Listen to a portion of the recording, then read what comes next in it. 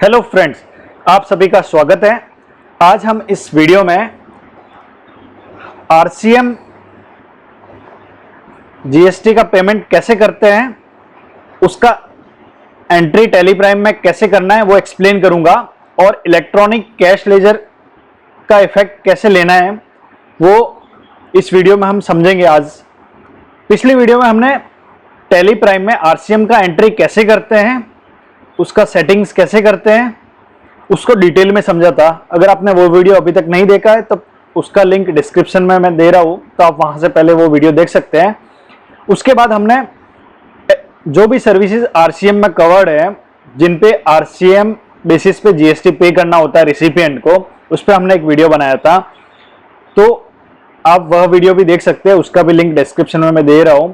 तो कौन कौन सी सर्विसेज आरसीएम में कवर्ड है तो वो आप वहां से चेक कर सकते हैं। तो आइए स्टार्ट करते हैं। आज हम इस वीडियो में समझेंगे कि आरसीएम का पेमेंट का एंट्री कैसे शो करना है, ठीक है, और उसका कैश इलेक्ट्रॉनिक कैश लेजर का इंपैक्ट कैसे देना है, ठीक है। तो आइए स्टार्ट करते हैं।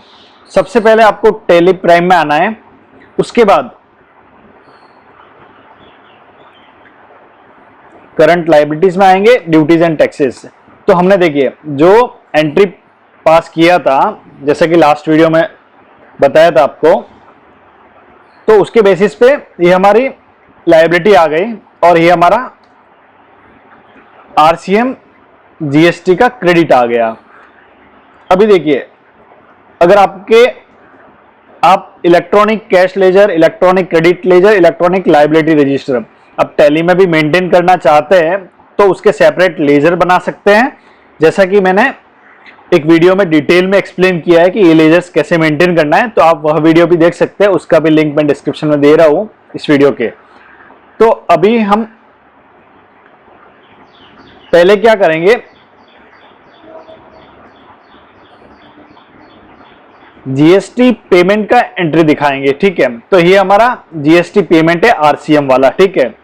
कितना, 900 प्लस 900, तो ये हमारा पेमेंट आ रहा है, ठीक है। तो अभी इसको पेमेंट का एंट्री कैसे होगा मैं दिखाता हूं। देखिए, पहले आपको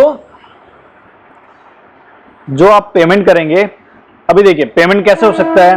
या तो आप खुद पेमेंट कर सकते हैं, खुद मींस जो पर्सन है रजिस्टर्ड जीएसटी में वो खुद के अकाउंट से कर सकता है, या फिर ऐसा हो सकता है कि वह अपने कंसल्टेंट या सीए को ट्रांसफर करेगा पेमेंट, फिर सीए या कंसल्टेंट उनके बिहाफ पे पेमेंट करेंगे जीएसटी में, ठीक है। तो ऐसे रूट भी हो सकता है पेमेंट, ठीक है। हम अज्यूम कर रहे हैं कि डायरेक्टली क्लाइंट ही पे कर रहा है, ठीक है। तो जो पर्सन रजिस्टर्ड है जीएसटी में वही पेमेंट कर रहा है, तो वह पेमेंट का एंट्री पास करेगा। तो सबसे पहले हम लेजर क्रिएट करते हैं, इलेक्ट्रॉनिक कैश लेजर, ठीक है। मास्टर क्रिएशन में जाएंगे, लेजर में जाएंगे, ठीक है। तो यहां पे इलेक्ट्रॉनिक कैश लेजर, तो जो भी आप जीएसटी का पेमेंट करते हैं वो जीएसटी पोर्टल पे सबसे पहले कहां जाएगा, इलेक्ट्रॉनिक कैश लेजर में जाएगा, ठीक है। तो हमने इलेक्ट्रॉनिक कैश लेजर का लेजर क्रिएट किया, जिसमें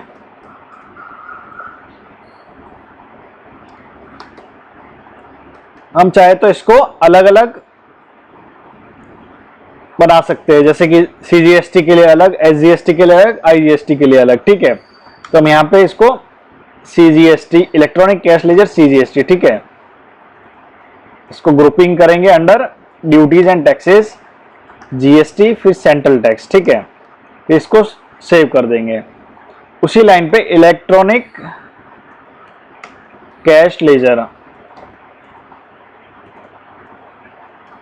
एसजीएसटी, ठीक है, ड्यूटीज एंड टैक्सेस, जीएसटी, फिर स्टेट टैक्स, कंट्रोल ए करके आप इसको सेव कर देंगे। तो इलेक्ट्रॉनिक लेजर हमने क्रिएट कर दिया, ठीक है।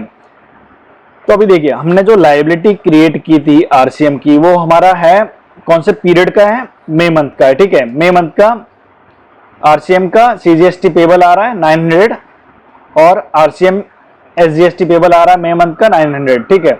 तो अभी हम इसका पेमेंट करेंगे जब जीएसटीआर 3B फाइल करते हैं उस टाइम, ठीक है। तो हमें वाउचर पे जाना है, यहाँ पे F5 फंक्शन की प्रेस करना है, यहाँ से आप क्लिक करके भी आ सकते हैं। तो ये F5 पे आ गया, ठीक है, पेमेंट वाउचर पे। अभी आपको सपोज आप फर्स्ट 15 जून को GSTR 3B फाइल कर रहे हैं और पेमेंट भी कर रहे हैं, ठीक है, तो आप 15 जून को एंट्री पास कर रहे हैं, ठीक है। तो अभी एंट्री क्या होगी, आपको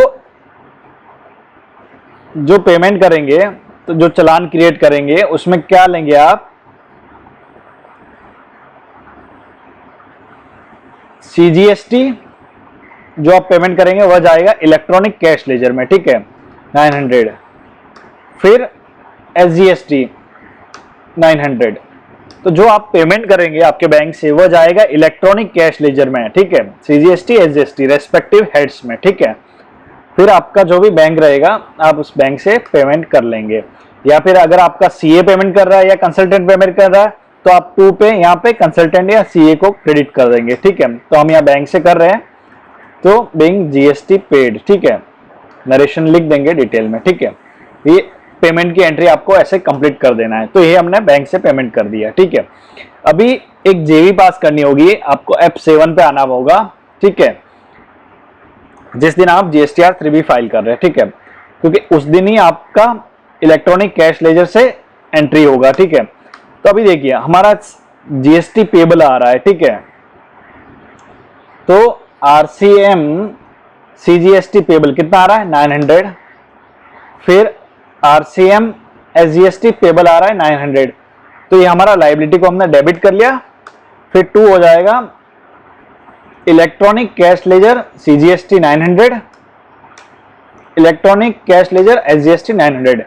तो जो हमने पेमेंट किया था वह इलेक्ट्रॉनिक कैश लेजर में बैलेंस रहेगा, तो वहां से हम ये पेमेंट यूटिलाइज करेंगे अगेंस्ट RCM लायबिलिटी। तो आपको ऐसे एंट्री पास करना है, ठीक है, RCM पेमेंट की इलेक्ट्रॉनिक कैश लेजर से। तो हम नरेशन लिख देंगे, being GST RCM liability for May month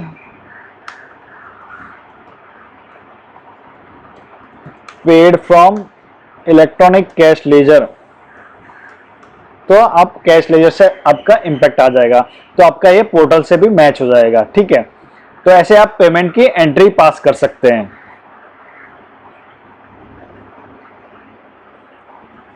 तो जो आपने पेमेंट किया रहेगा वह GST पोर्टल पे आपके कैश लेजर में क्रेडिट हुआ रहेगा, ठीक है। उसके बाद जब आपने GSTR 3B फाइल किया रहेगा तो एडजस्टमेंट किया रहेगा RCM की लायबिलिटी को इलेक्ट्रॉनिक कैश लेजर के सामने, तो वो डेबिट हुआ रहेगा, ठीक है।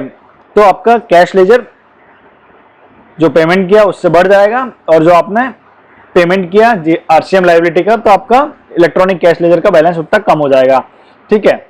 तो वहां पे भी सेम इंपैक्ट रहेगा और आपके अकाउंट में भी सेम इंपैक्ट रहेगा, ठीक है। अभी बैलेंस शीट पे आते हैं, हम जाते हैं अभी current liabilities, duties and taxes.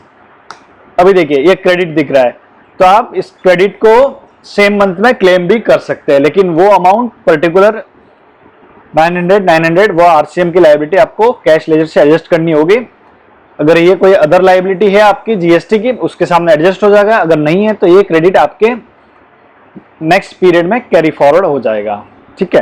तो ऐसे आप अपना RCM GST लायबिलिटी का पेमेंट कर सकते हैं इलेक्ट्रॉनिक कैश लेजर के साथ। आई होप गाइज ये वीडियो आपके लिए यूजफुल होगा। Thank you.